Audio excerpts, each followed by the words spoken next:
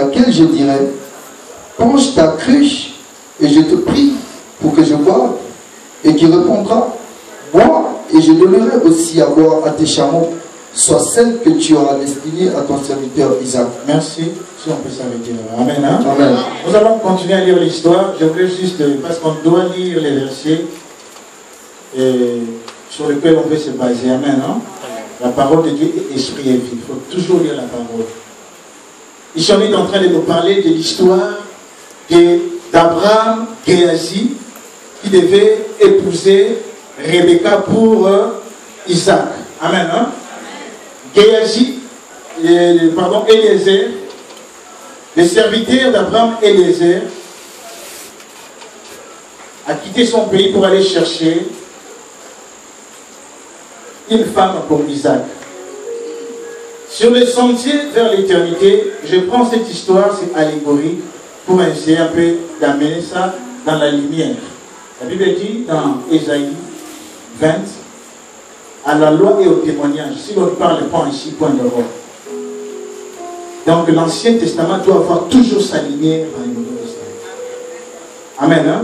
Si on ne parle pas ici, les gens n'auront point la lumière.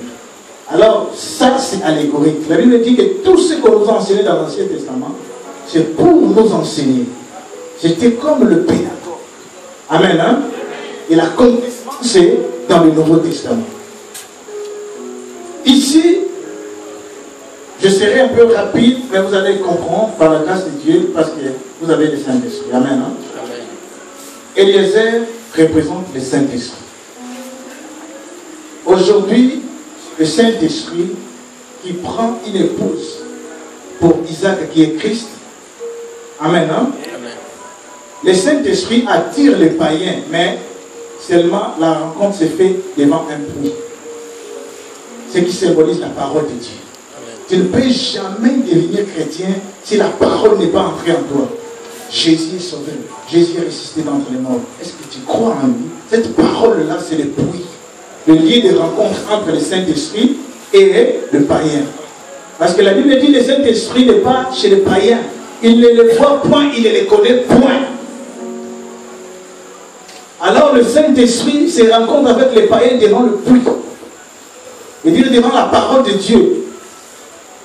Le jour où un frère t'enseigne, par exemple, la personne est païenne, et que le jour où la personne enseigne quelqu'un, ils sont devant l'épouse.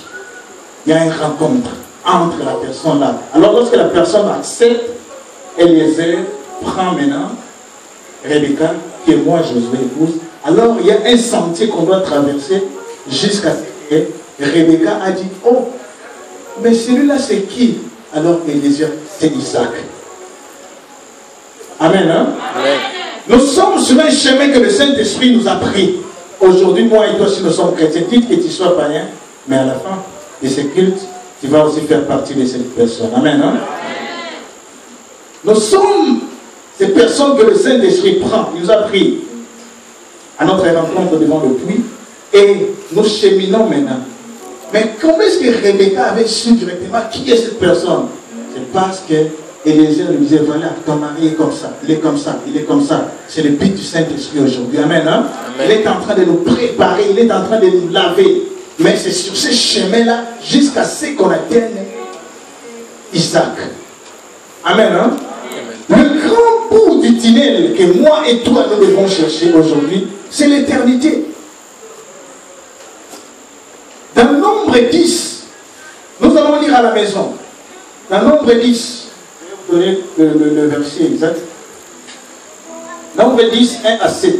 Nous allons lire à la maison, mais nous allons écouter seulement l'histoire. La Bible dit, le Seigneur dit à Moïse, tu vas fabriquer des trompettes.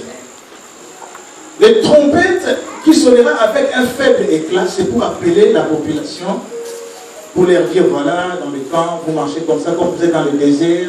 Il ne faut pas faire les sept dans le camp. Dieu est saint, il faut faire les sept dehors. Voilà, Dieu va vous donner la manne. Voilà, Dieu va vous donner, Dieu va vous donner.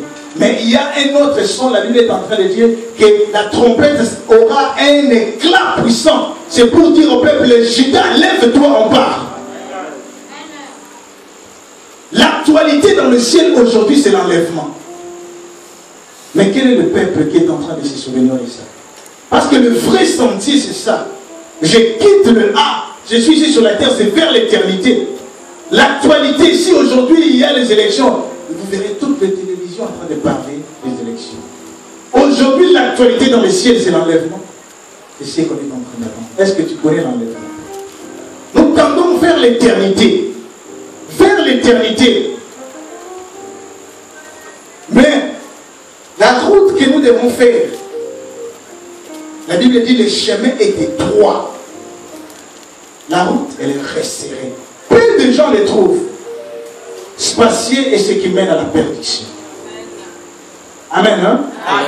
Et les sons, vous verrez beaucoup, les gens veulent les sons moins éclats.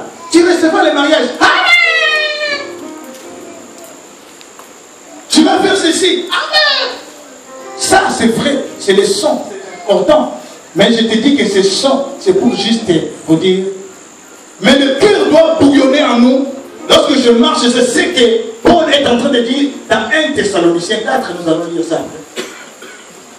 Il a dit, consolez-vous comme nous sommes au mois de consolation. 1 Thessaloniciens 4, 18, il dit, consolez-vous par ces paroles. Nous ne mourrons pas tous. Il y a des gens qui disent que tous nous allons mourir. Non, nous n'allons pas tous mourir, c'est la Bible qui le dit. Il y aura des gens qui vont subir ce qu'on appelle l'enlèvement, ils seront transformés. Ce corps va revêtir le corps de gloire. Alors les chrétiens avaient cette espérance. Paul avait cette espérance. Pourquoi? Peut-être que Jésus va revenir aujourd'hui. Peut-être que Jésus, tant qu'on n'a pas cette conception, nous allons vautrer dans le péché. Mais si on a la conception que Christ peut revenir aujourd'hui ou demain, bien aimé dans le Seigneur, on rend notre sentier pur. Acclamons pour le Seigneur dans le Seigneur de Dieu. Gloire à Dieu, gloire à Dieu. Amen, hein? Nous tendons tous vers l'éternité. Bien aimé, l'enlèvement est réel. La Bible dit les enfants de ce siècle sont tellement intelligents. C'est les mages qui ont vu l'étoile, qui ont quitté loin pour aller adorer Jésus. Mais les Juifs, ils ont vu l'étoile. L'apôtre l'avait dit. Le berger n'a plus parlé de moi. Mais vous verrez ce que les mages ont fait. Aujourd'hui, regarde la télévision Hollywood. Il y a une chaîne qu'on appelle Sci-Fi. Vous verrez, il y a que des films qui vous parlent de l'Apocalypse. Hollywood, qui est le monde, est en train de s'atteler sur ce point parce qu'il sait que c'est l'actualité dans les cieux. S'attelle sur ces points. Mais nous, Église, moi et toi, est-ce que nous nous attelons sur ces points-là? Parles-tu à ton frère de l'enlèvement? L'enlèvement, c'est la venue, Seigneur. Le Seigneur dit, je veux revenir.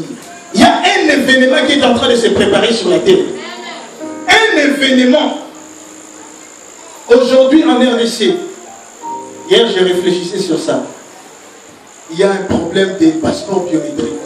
Mais quelle est l'importance de ces passeports biométriques?